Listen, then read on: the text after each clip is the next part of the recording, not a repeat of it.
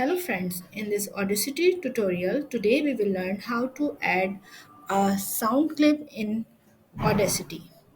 It is quite simple, but you will go how to import it. For that, go to File, Import and Audio.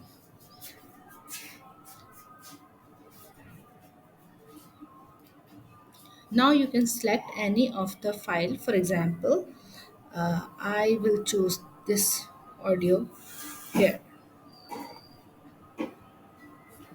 Another way is to press Ctrl Shift I.